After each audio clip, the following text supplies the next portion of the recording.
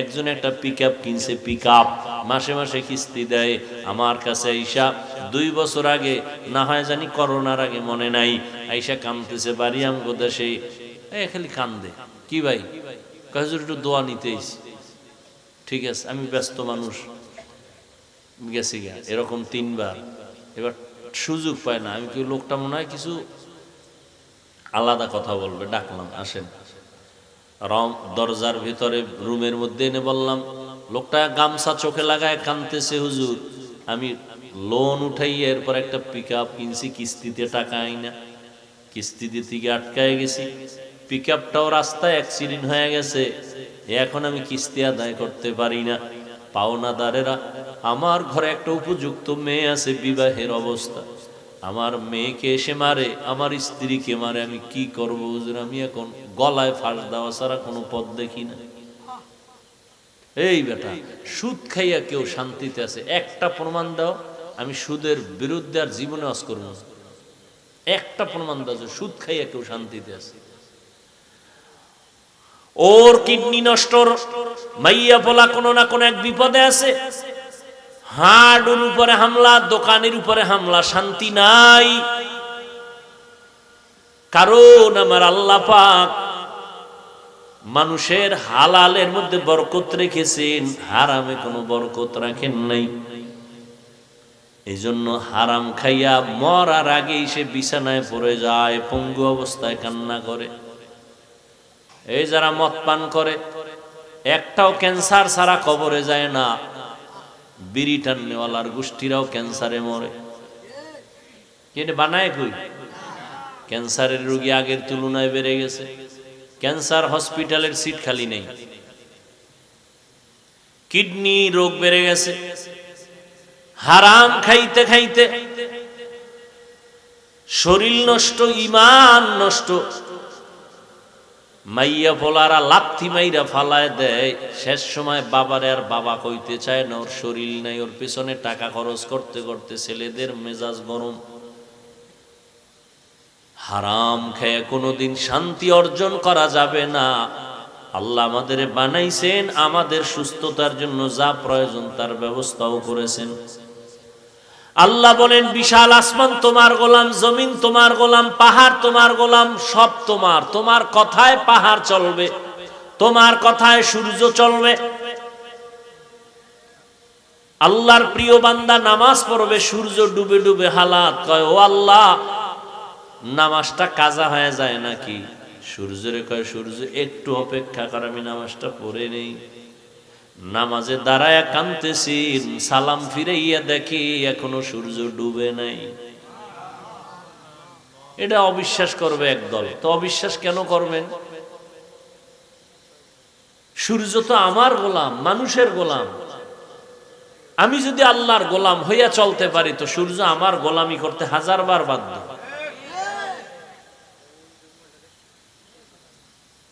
ও আল্লাহর বান্দারা, চাষাবাদ করে, গরুরে ডাইনে খোলে ডাইনে যায়। চাষি যদি গরুটাকে বলে দাঁড়াও, দাঁড়ায়। তাহলে একজন চাষি মূর্খ মানুষ, বেনামাজি, তার কথা গরু শুনেনি, কথা হয় না। তাহলে একজন খাঁটি আল্লাহওয়ালার কথা কেন সূর্য শুনবে না? কেন বাঘ শুনবে না? নদীর মধ্যে পানি নাই, শুকায় গেছে দীর্ঘ বছর। লোকেরা এসে বলে, হযরত বড় একজন আল্লাহর খাস বান্দা, কয় পানি নেই, নদী শুকানো, অনেক বছর। চিঠি লিখলেন। কি লেখছেন তিনি জানেন, আল্লাহ জানেন। নিয়ে কয়, চিঠিটা নদীর মধ্যে ফেলে দাও। চিঠিটা যখন ফেলে দিয়েছে, শুকনা নদীতে পানির জোয়ার শুরু হয়ে গেছে। এ বলে বিশ্বাস করা যায় কোন? তো এটা একটা কথা? দীর্ঘ বছর পানি নেই নদীতে, একটা চিঠি লেখছে, চিঠিটা ফালায় দিছে, পানি জোয়ার শুরু হয়ে গেছে। এটা একটা কথা? এ জ্ঞানে ধরে, মেধায় ধরে, কিন্তু না ধইরাও উপায় নাই। কামটা তো ঘটাইছেন আল্লাহ পাকের প্রিয় বান্দা হযরত ওমরে ফারুকের লেখা চিঠি দিয়া। সরমনের পিসা বইলে মোটামুটি কাফের বললে আর টেনশন ছিল না। আরে কাফের বলা যায়। শরীয়তপুর হাজী শরীয়তুল্লাহর বংশধরেরা যদি এরকম একটা ঘটনা ঘটায় লাইত, তাহলে মোটামুটি কাফের বললেও কোনো টেনশন ছিল না, সব কাফের, এটা হইতে পারে। কাফের বলনেওয়ালারা টেনশনে ভরে গেছে, ওমরের কেমনে কই, বুঝেন নাই? হ্যাঁ, বড় কঠিন। বলবেন হুজুর ওমরের সাথেও কি দুশ্মনী করে হুজুরেরা? আরে 20 রাকাত তারাবি পড়ে না কেন? কয় মোহাম্মদের মানি, ওমরের মানি না। কয় মানতে গেলে 20 পড়া লাগবে।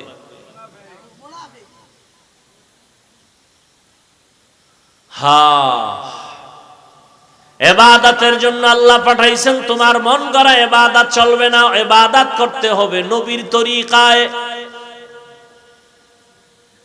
নবী যেমনে যেমনে শিখাইছেন অমনি ভাবে করো। কিতাবে যেমন লেখছে এমনে করো না, না না। আল্লাহ কয় সাল্লু কামা রাআইতুমুনি উসাল্লি। ও সাহাবায়ে কেরাম, আমাকে যেমনে নামাজ আদায় করতে দেখো এমনি তোমরাও আদায় করো।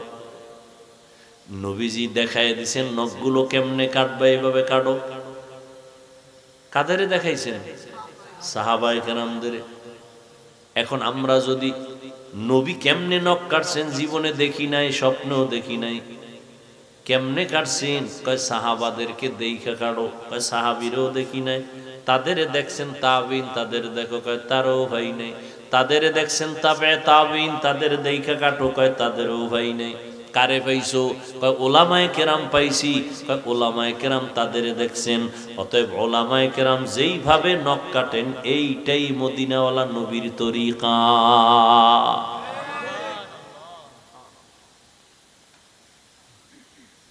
রহমতের নবীর তরিকায় বাথরুমে যাও ইবাদত। কয় নবীর তরিকায় বাথরুমে কেমনে যাব? নবী কেমনে গেছেন তো দেখি না। কয় নবী দেখায় গেছেন, শিখায় গেছেন সাহাবায়ে কেরামদের। কয় সাহাবারেও দেখি নাই। কয় সাহাবায়ে কেরাম শিখায় গেছেন তাবিইনদের, তাদেরও দেখি নাই। তারা শিখাইছেন তাবে তাবিইনদের, তাদেরও দেখি নাই। বলে তারা শিখাইছেন উলামায়ে মুতাকাদ্দিমিন মুতাআখিরিন, এদেরকে শিখাইছেন। এদের দেখা দেখা করো। ওলামায়ে কেরামের লাইনে করাটাই মদিনার তরিকা। বাথরুম নবীর তরিকায় করো। কয় কেমনে? কয় আগে দোয়া ভইরা বাম পা দিয়া ভেতরে যাও, খালি পায়ে যাইও না, খালি মাথায় বাথরুমে যাইও না। নবীর তরিকা হলো টুপি দাও বা কোনো একটা কাপড় মাথায় দিয়া যাও, খালি মাথায় যাইও না, খালি পায়ে যাইও না। বাম পা দিয়া ঢুইকা বাথরুমে যখন বসবা হাঁটুর উপরে কাপড় উঠাইও না। বাম পায়ের উপরে ভর দিয়া বসবা, ডান পায়ে না। ওখানে এভাবে বাথরুম সেরে আবার বের হও, ডান পা দিয়া বের হও। বের হইয়া দোয়া পড়ো। কারণ বাথরুম হলো অদৃশ্য দুষ্টদের আড্ডাখানা। অদৃশ্য দুষ্ট আছে কিছু, ওরা বাথরুমে থাকে। ওই বাথরুমে যত সময় কাটাইছো এটাও তোমার ইবাদত হবে যদি রাসূলের তরিকায় হয়। নবীর তরিকায় খানা খাও ইবাদত। বলে কেমনে? খানার আগে হাতের দোনো কবজা ধুইও। হুজুর গো কথা মানুষ নাই রে, নিমো খারামেরা এখন সরকার অর্ডার দিছে, এখন ধুই। কেন? কয় করোনা। আর এতদিন যে রাসূলের সুন্নত কইছিল ধোয় নাই। নবীর তরিকা যেই প্লেটে ভাত নিবা ওই প্লেটে হাত ধুইবা না, আলাদা পাত্রে হাত ধুইবা কবজা পর্যন্ত, দোনো হাতের। ইবাদত। প্লেটে খানা নিয়ে ডান দিক থেকে খানা শুরু করবেন, সুন্নত। নিচে একটা দস্তারখানা বিছায় নিবেন, সুন্নত। পইরা গেলে খানা উঠায় খাবেন, এটা সুন্নত। খালি মাথায় না বসা উত্তম। চেয়ার টেবিলে খাবেন না, এটা সুন্নত। চেয়ার টেবিলে খানা খাওয়া রাসূলের তরিকার বিরোধী। রাসূলের সময়ে চেয়ার ছিল, টেবিল ছিল, কিন্তু নবী কখনো চেয়ার টেবিলে খানা খান নাই। খানার শুরুতে হালকা একটু লবণ নুন নিয়ে নেবেন, এটা সুন্নত। খানা যখন শেষ হয়ে যাবে আবার দোনো হাতের কবজা ধুইবেন খানার প্লেটে না ভিন্ন পাত্রে। কয়জনে মানেন হিসাব করেন। খানার মধ্যে যত জুটা হবে, জুটা কি বলে আপনাদের এলাকায়, জুটাগুলো খবরদার পানির মধ্যে ফেলবেন না। আপনি মানুষ একসের দামি আল্লাহর কাছে, আপনার দাম এত বেশি, আপনার জুটা খাওয়ার জন্য বিড়াল পাগল। দেখছেন নি? আপনার ব্যবহারী জিনিসটা বৃথা ফালায় দিতে আল্লাহ নিষেধ করছেন। বিড়াল বসে আছে আপনারটা খাবে, কুকুর বসে আছে খাবে। পানির মধ্যে খাই ফালায় না, তোমার জুটার স্বাদ নষ্ট হয়ে যাবে। আর এক দল আছে তোমার এই জুটা খাওয়ার জন্য, অদৃশ্য কিছু লোক আছে, অদৃশ্য মখলুক আছে, জিনেরা। অতএব পানির মধ্যে ফেলবা না, জুটা তুমি শুকনো জায়গায় ফেলে দাও, কোনো এক জায়গায় নিরাপদে, কুকুর বিড়াল ভিন্ন যারা খায় খাক। আল্লাহরে পাওয়া অনেক সহজ, উল্লেফাল্টা করলে অনেক কঠিন। কয়জনে মানে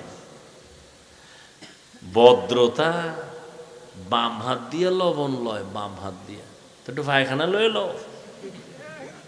দেখায় ভদ্রতা। আমি ডান হাত দিয়ে লইলে লবণের মধ্যে যদি আমার খানা লাগে, কি ভদ্র, কেমন ভদ্র। কয় এই ডান হাতে বিড়ি টানে, বাম হাতে চা টানে, ভদ্র। ডান হাতে বিড়ি, কারণ এটা বরকতের জিনিস, এই জন্য ডান হাতে দিছে, আর চা টানে বাম হাতে।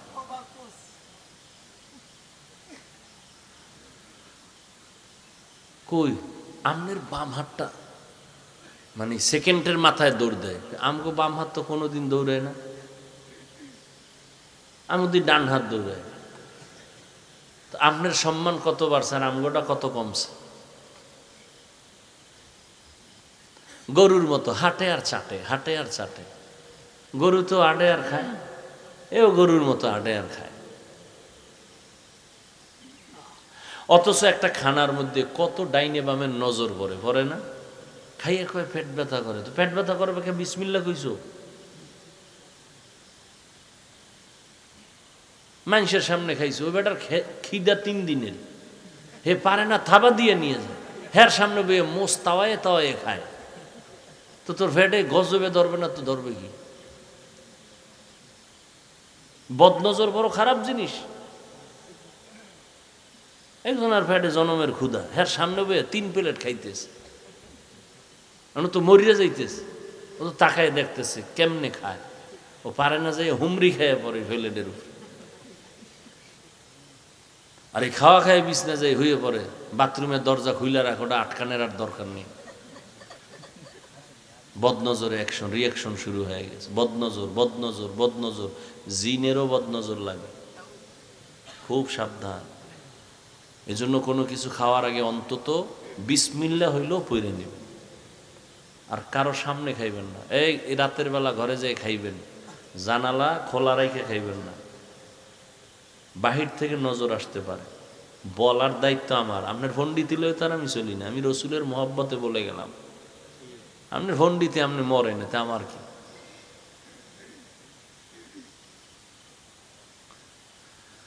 হায় হায় হায়,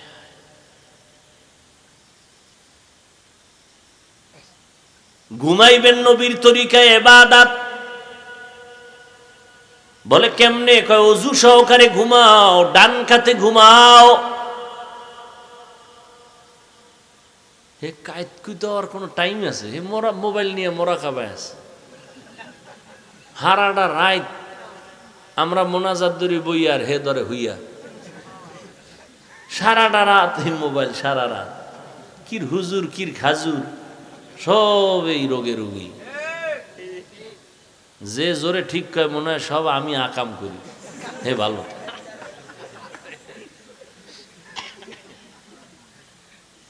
হায় হায়,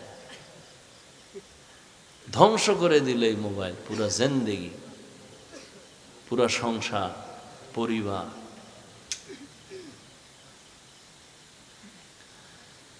ডান কাতে ঘুমাবেন, দোয়া পড়ে ঘুমাবেন, দরুদ শরীফ পড়ে ঘুমাবেন ওযু সহকারে। ইনশাআল্লাহ আল্লাহ যদি কবুল করে নেন, লাগাতারে আমল যদি চালু করেন, ইনশাআল্লাহ ঘুমের মধ্যে আমার রসুলের সাথে মোলাকাত হয়ে যাবে।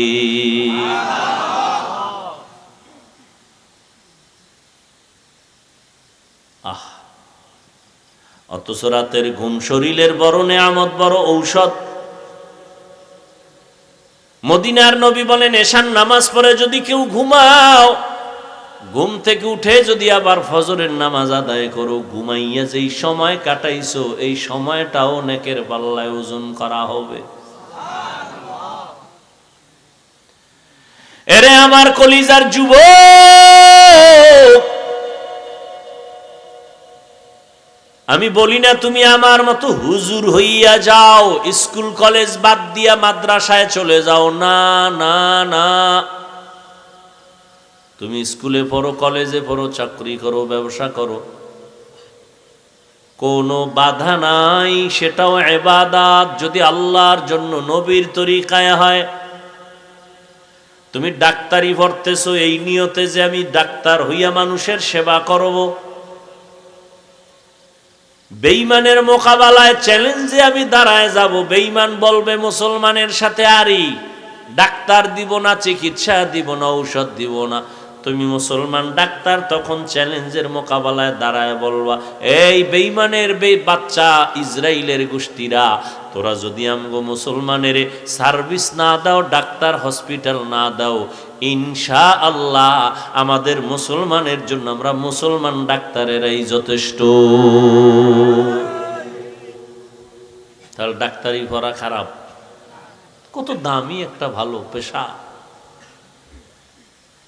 ও আল্লাহর বান্দা, লেখাপড়া করো আল্লাহর জন্য, নবীর তরিকা জিন্দা রাখার জন্য। তোমার মতো কত যুবক জীবনে মাদ্রাসায় পড়ে নাই, স্কুলে পড়ে, কলেজে পড়ে, চাকরি করে, RAB, army, police, BDR, doctor, professor, engineer, OC, DC, SP, chairman, member, MP, মন্ত্রী, 5 বেলার নামাজ পড়নেওয়ালা এরকম লোক জেনারেল লাইনে আছে না নাই? তুমি পারো না কেন? আমাকে হুজুর টুজুর বাদ দাও, তোমার লাইনের লোকটা নামাজ পড়ে, চাকরি করে, নামাজ পড়ে, ড্রাইভারি করে, নামাজ পড়ে, কলেজে পড়ে, তুমি পারো না কেন? আল্লাহ জিগাইলে কি জবাব দিবা সেদিন?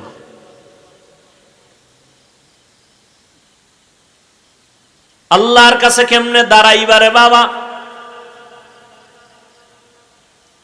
কয়দিন আর যৌবনের বাহাদুরি করবি রে যুবক? গাড়ির নিচে যুবকের লাশ, পানির নিচে যুবকের লাশ, ঘুমের বিছানায় যুবকের লাশ।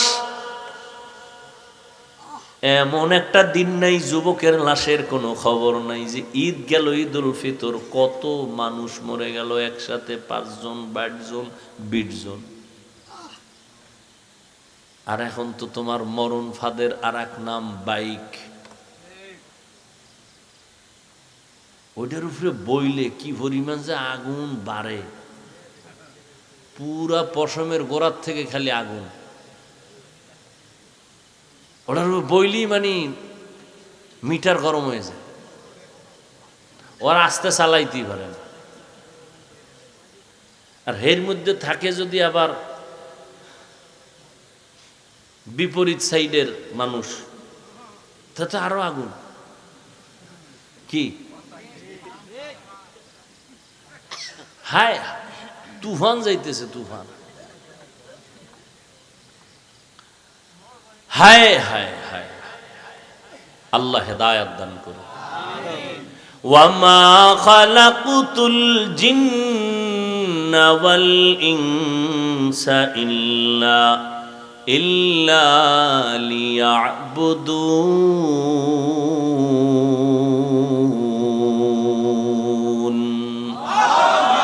মা খালাকুতুল জিন্না ওয়াল ইনসি বাখা জুজ ইবাদাত নিস্তে মাকসুদ আজ্জাহা। ইবাদতের জন্য আল্লাহ বানাইছেন। আল্লাহ বলেন, তুই আমার গোলামি কর, গোটা দুনিয়া তোর গোলামি করবে। দুনিয়া তোমার গোলাম, তুমি আল্লাহর গোলাম। তুমি টাকার পেছনে দৌড়াও কেন? টাকা তোমারে খুঁজবে, তুমি টাকা খুঁজো কেন? তুমি সম্মানের চেয়ার খুঁজো কেন? সম্মানের চেয়ার তোমারে খুঁজবে, সম্মান তোমারে খুঁজবে রে বাবা। টাকার পেছনে দৌড়াও না, আল্লাহর দেওয়া ইলমের পেছনে দৌড়াও। পয়গম্বরের একজন কলিজার সাহাবী, প্রথম তিনি হলেন নবীজির চাচাতো ভাই, পরে হলেন সাহাবী, পরে হলেন জামাতা। নাম বলতে পারবেননি? নমুনা যা বললাম। কে? হযরত আলী। 7 বছর, 10 বছর, 9 বছর রসুলের হাতে যাইয়ে এই বয়সে কালেমা পড়ছেন। 7 বছর থেকে 12 বছরের মধ্যে হযরত আলী। মদিনার নবী আলীর গুণগান গায়, কয় আনা দারুল হিকমা ওয়া আলিয়ুন বাবুহা। আমি হলাম ইলম ও হিকমতের ঘর, আর এই ইলমের ঘরের দরওয়াজা আমার হযরতে আলী। হযরত আলী শুকর আদায় করেন। যুবক,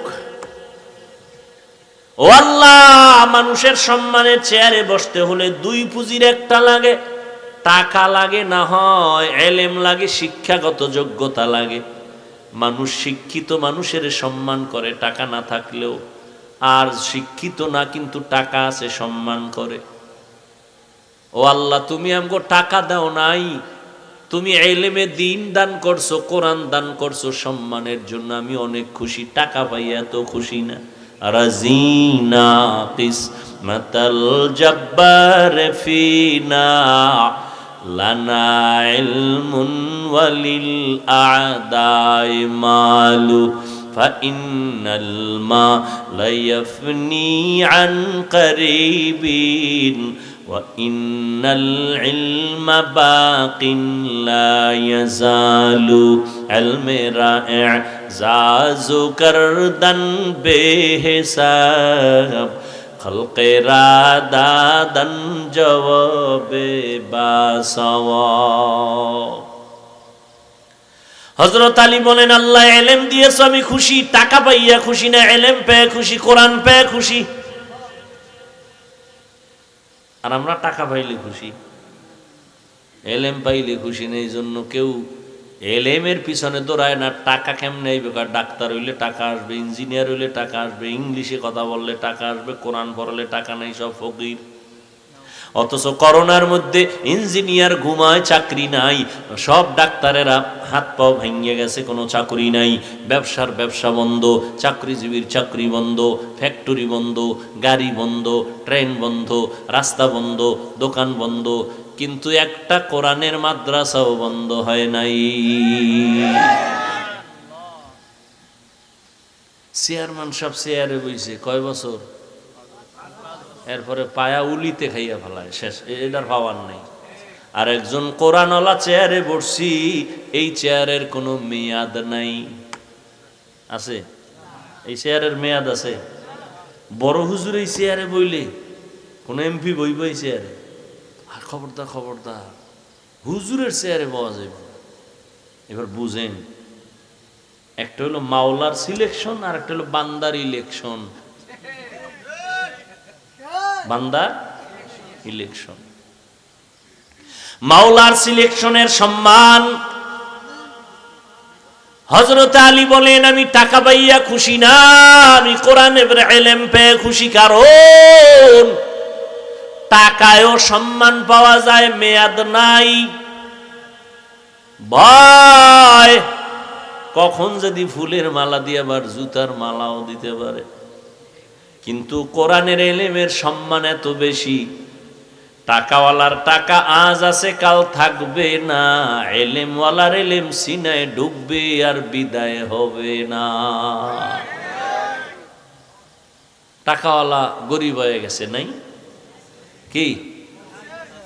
কোটি টাকার মালিক দেখো অভাব হয় না দূর, গরিব ঘুমায় আরাম করে মনটা বাহাদুর।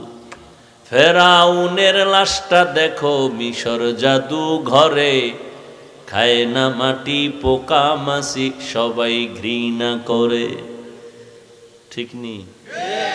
ফেরাউনের চেহারা কিন্তু অনেক সুন্দর ছিল, দাড়ি ছিল এত বড় বড়, হুজুর টাকার অভাব নাই, ক্ষমতার অভাব নাই, এরপরও কেউ ফেরাউনের নাম শুনলে দোয়া করে কি?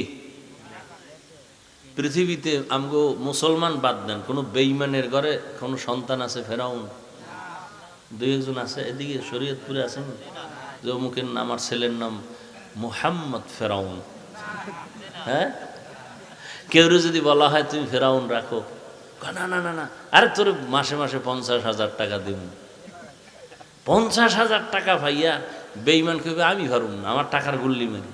আমগো বাঙালি জাত বড় বেতাল্লা, ও কইব আসলে দিবানি,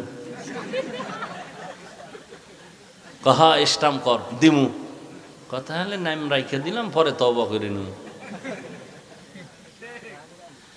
সারা দুনিয়াতে কারো ফেরাউন নামে একটা সন্তান নাই, নমরুদ নামে সন্তান নাই, কারণ অভিশপ্ত মানুষগুলোর জন্য কেউ মন কাঁদে না, কেউ তাদের পছন্দ করে না।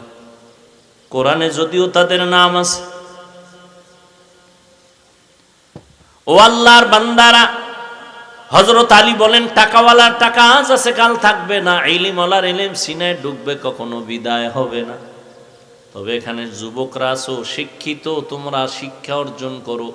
তোমাদেরকে একটু পয়েন্টটা বলেই দেই, শিক্ষাগত জ্ঞান সিনায় ঢুকলে এটা যায় না, যায় না, যায় না, 1000 কোটি বার সত্য কথা যায় না। তবে এই জ্ঞানটাও সিনার থেকে চলে যাবে যদি এই ইলমের সাথে, জ্ঞানের সাথে, বা জ্ঞান শিক্ষা যিনি দিছেন তার সাথে বেয়াদবি করো, তো জ্ঞান থাকবে না। শিক্ষকের সাথে মাস্তানি না, তোমার বাবার টাকা আছে, সেই টাকার বাহাদুরি দেখাও, শিক্ষকের সাথে বেয়াদব কোথাকার। লিখে রাখ, মরার আগে বিছানায় পঙ্গু হয়ে যাবি, লিখে রাখ। হযরত আলী বলেন মান আল্লামানি হরফান ইনশাআ বাআ ওয়া ইনশাআ আতাকা, আমাকে একটা অক্ষর যে শিক্ষা দিলেন তিনি আমার মাথার মুকুট, চাইলে তিনি আমারে গোলাম বানাইয়াও রাখতে পারেন, বিক্রিও করতে পারেন, তিনি আমার এত দামি ব্যক্তি। মা বাবায় তোমার এত শিক্ষিত মানুষ, তারপরও সন্তানের এই লেখাপড়া করাইয়া নিজে মানুষ বানাইতে পারে না, আর একজনের কাছে দেয়। ওই শিক্ষক তোমারে ধৈর্য ধৈর্য হাতে কলমে দস্তখত শিখায়, ইংলিশে কথা বলা শিখায়, তার সাথে বেয়াদবি করবা, কপাল পুড়ে যাবে। আর আল্লাহর কাছে মাপ চাইলেও ক্ষমা নাই, কারণ এটা বান্দার হক। বান্দার হক বান্দায় আগে মাপ দিতে হবে, তারপরে আল্লাহ দিবেন। শিক্ষকের সাথে বেয়াদবি করেছো, শিক্ষক ক্ষমা না দেওয়া পর্যন্ত আল্লাহ দিবেন না, আল্লাহর ওয়াদা। বান্দার হক। হযরত আলী বলেন আমি ইলম পেয়ে খুশি, টাকা পাইয়া খুশি না, মাল পেয়ে খুশি না, মাল পেয়ে খুশি আবু জাহাল, আবু লাহাব। আমরা ইলম পেয়ে খুশি, কারণ ইলম বিদায় হবে না। দ্বিতীয় ব্যবধান হলো টাকাওয়ালার টাকা যত বাড়ে তত দুশ্মন বাড়ে, আর জ্ঞানীদের জ্ঞান আর ইলম যত বাড়ে তত বন্ধু বাড়ে। টাকাওয়ালার টাকা বাড়লে বন্ধু বাড়ে, সব দুশ্মন, চারিদিকে সব দুশ্মন। বডিগার্ড বডির উপরে ছুরি মারে। হযরত আলী বলেন 3 নাম্বার ব্যবধান, টাকাওয়ালার যত বয়স বাড়ে তত সবার ঘৃণা বাড়ে, আর ইলমওয়ালার যত বয়স বাড়ে সবার মোহাব্বত বাড়ে। টাকাওয়ালা যত বুড়া হয়, বউও কয় মরে না কেন, ছেলেরাও কয় ইমাম সাহেব একটা জালালি খতম দেন তো, তাড়াতাড়ি বাবায় মরে যাক, তাহলে বাবার টাকা পয়সা দিয়ে একটু আড্ডা দিব, যেখানে সেখানে ঘুরতে পারবো, কিন্তু এই বাবার কারণে পারি না। দেখেন না বৃদ্ধাশ্রমে কি কান্নাকাটির হিরিক পড়ে গেছে সন্তানরা মা বাবার। কয়েকদিন আগে একজন আমার শুনেছি, আমি দেখি নাই, ফেসবুক চালাই না, আল্লাহর শুকর, আল্লাহ এই গজব থেকে আমার হেফাজত করো। তোমাকে দোয়া তোমরা কইরে নাও, কারণ এই দোয়া কবুল হইতো না, বেতাল্য অবস্থা। যে আকাম চলতেছে। সেদিন একজনে কইছে, আমি দেখি নাই ফেসবুকে, যে সন্তান বাবারে নাকি ইচ্ছারম পিডেছে। এইটা আবার ভাইরাল হয়েছে বলে, তোমরা দেখছো কিনা জানি না। বাবারে পিডাইতেছে সন্তান।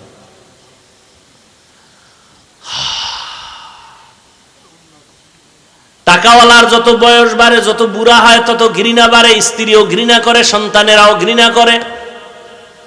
খানা নাই, কেউ খানা আগাইয়াও দেয় না। আর এলেমলারা যত বুড়া হয়, দেখছেন হাটহাজারীর হুজুর বুড়া হয়ে গেছে। বড় বড় মুহাদ্দিস সাহেবরাও লাইনে দাঁড়ায় থাকতো তার জুতা টানার জন্য, বরকত। আল্লাহ কি সম্মান, এটা টাকা দিয়ে পাওয়া যায়?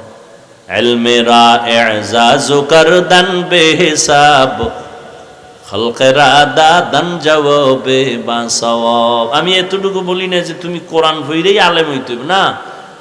তুমি জেনারেল লাইনে পড়ো, কোরআন শরীফটা ফাঁকে ফাঁকে পড়ে নাও, 5 ওয়াক্ত নামাজ পড়ো, দেখবা সম্মান কাকে বলে। টাকা লাগবে না। তুমি বলো হুজুর আমার ঘুষ না দিলে চাকরি হয় না। বেটা ধৈর্য ধারণ কর, নামাজ পড়, মা বাবার দোয়া নিয়ে চল। কিসের ঘুষের টাকা দিবি? আল্লাহ এমন জায়গায় নিয়ে যাবে, ও ঘুষ দিয়া যা পাবে তুই ঘুষ ছাড়া তার 100 গুণ বেশি টাকা মাসে কামাই করবে, আল্লাহ দিবে। তোর সমস্যাটা কি? আমাকে যে চাকরি নেই, সার্টিফিকেট নেই, আমরা কি না খায় মরছি? কেউ কোন হুজুর মরছে না খায়? তো তোর সার্টিফিকেটের জন্য বাপেও পাগল, মায়েও পাগল, তুইও পাগল। চাকরি না করলে খাইবে কি? তা আমরা হুজুরেরা কি খাই? তোমরা ভাত খাও, আমরা গমের ওই ধানের সিটা খাই। আমি তো ভালো খাই, কোন চোরারা এই দুনিয়া।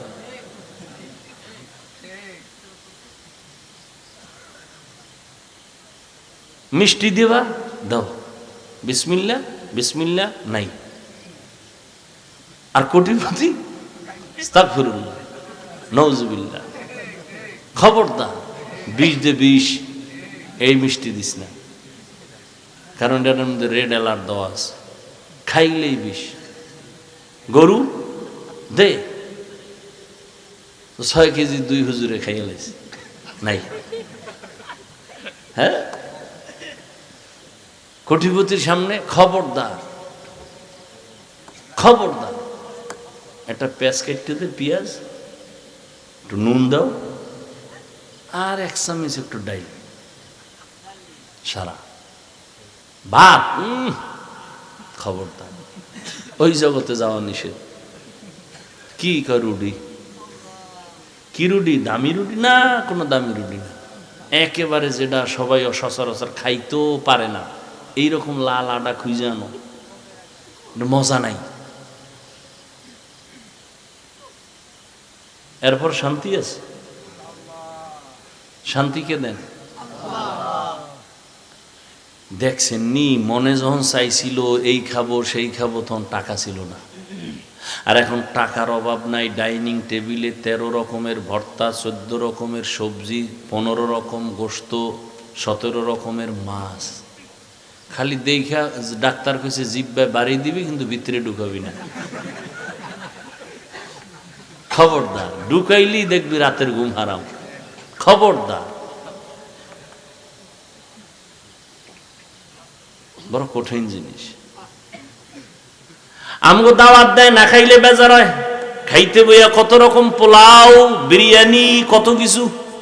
হুজুরে পিছেও চায় না, খালি মারতেই আছে। মুন্সি মোল্লা হাফেজকারী 1 রাইতে খায় 3-4 বাড়ি। রমজানে তো ডায়েরি রওয়া লাগে, রমজানে ইফতারি 1 ঘরে, ইফতারি পরে আর 1 বাড়ি, সাহারি 2-3 বাড়ি, বাড়ি তো পুরা ফুল। মসজিদের সেক্রেটারি দাওয়াত দিছিল, টাইম পায় না, খাওয়াই না, এই লোকে হের আগে মসজিদ দেয় না। খাইতে গেল না কেন হুজুরে? আমি কাউকে নিচু করতে চাই না, যে আল্লাহ পাক সম্মান দিলে যে এটা মজবুত হয়, এটার স্থায়িত্ব, এটা বুঝাইতেছে। দুনিয়ার পিছনে ঘুরেন কেন? টাকার পিছনে ঘুরেন কেন? টাকা আপনার পিছনে আসবে, আপনি আল্লাহকে খুঁজেন। গুলশানে এক হাজী সাহেবের সাথে দেখা হয়েছে, নাম কইলে অনেক বড় লোকেরা চিনে ফেলতে পারে। বিশাল হাজী সাহেব, যেমন হাজী তেমন জামা, তেমন তাকবিরুল্লাহর সাথে নামাজ। 110 কোটি টাকা, কত প্রত্যেক মাসে 110 কোটি টাকা দেয় গ্যাস বিল সরকারের। কয় টাকা দেয়? 95 কোটি টাকা দেয় কর্মচারীদের বেতন প্রত্যেক মাসে। এমন কোন মাদ্রাসা মসজিদ নাই তার অনুদান নাই, 1 টাকাও হারাম ইচ্ছা করে খায় না। সরকারের বিল দিতেছে, গ্যাস বিল 110 কোটি, কর্মচারীদের বেতন 95 কোটি। খালি চাইয়ে রইলাম যে এটা মানুষ না আর কিছু।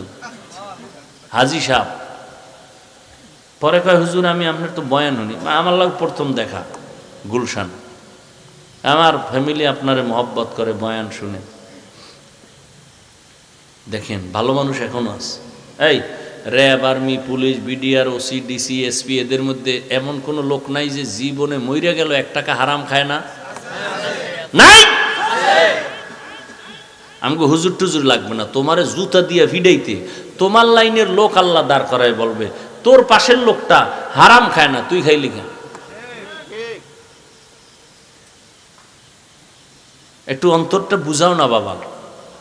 আমরা টুপি পরছি, দাড়ি রাখছি, নামাজ পড়ি, মাথায় টুপি দিলে গরম হয় কি আমরা বুঝি না? দাড়ি রাখলে যৌবনের ভাব চলে যায়, তোমার থেকে তো কম বুঝি না।